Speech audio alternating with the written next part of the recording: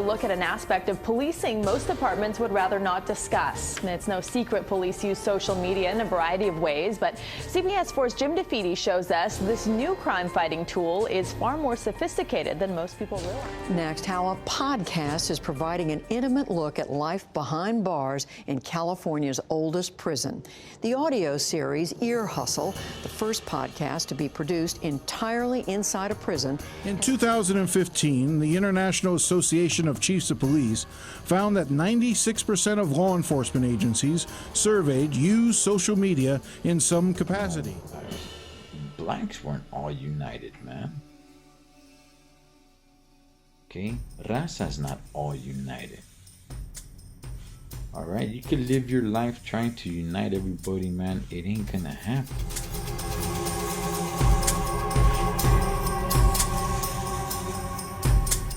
It's this whole thing about unity and stuff like that, which is why I tell, look, familia, look, because I've been asked this before too, man. It's like, hey, man, why don't you think about, because I've spoken against the whole Raza United thing, right? And people have said, like, hey, why are you against it? Hey, why are you against it? Hey, why are you against it? There's just so much talk, man, or so many people saying this: united we stand, divided we fall. Nah, homie, if you want to put your foundation on whether you stand or fall on other people, whether they unite or not, hey, you go right ahead. You go right ahead. Alright, my foundation, I'm gonna keep it firm regardless on who's uniting or who's dividing. Which again, I have no idea what the heck that even means. Okay, you guys want to know what unity really is? Alright, because everybody just throws it out there. Oh yeah, you need unity, just unite.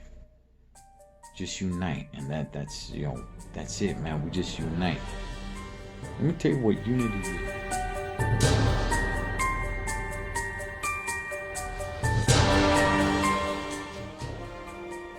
Okay, let me give you guys a quick example, right?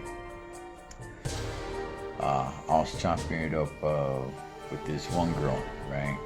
At one of my stops, and her and I were chopping it up and stuff, and then she asked me who I voted for, right? And I told her, I said, I voted for Trump. I voted for Trump. I voted for Trump. Douglas County Sheriff Tony Spurlock says social media has become a way to directly communicate with the community, sharing information instantly, and managing how the story is presented.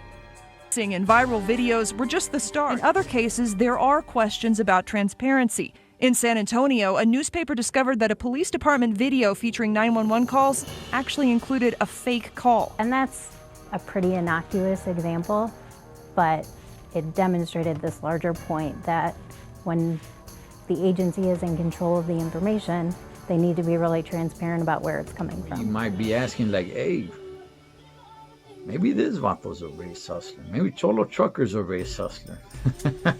I'm relatively new to leaving that life, and my pictures are everywhere. I mean, paperwork's everywhere with my pictures. And you're young enough to where you're not going to change that much anyway. And my concern for all of you guys, and I'm talking about Rojo, Flaco, all them guys. I am heartfully concerned for your guys' safety.